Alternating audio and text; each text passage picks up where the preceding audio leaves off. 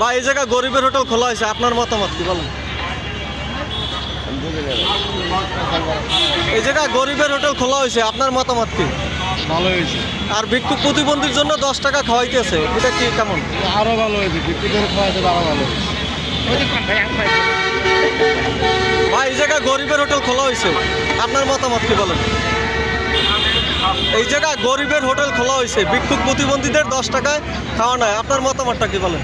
আমার কোনো মতামত নাই ভাই। এটা ভালো হইলো না খারাপ হইলো? না, আমি তো জানি না, এখন তো আমি বললাম আপনার, আমি এই বিষয়ে তো জানি না ভাই। আমি তো এখন বললাম যে ভিক্ষুক প্রতিবন্ধীদের 10 টাকা খাওয়ানো হয়, তাহলে আর যারা কম রেটে খাবার খাইতে চায় তারা 30 টাকার মধ্যে খাবার খাইতে পারবে।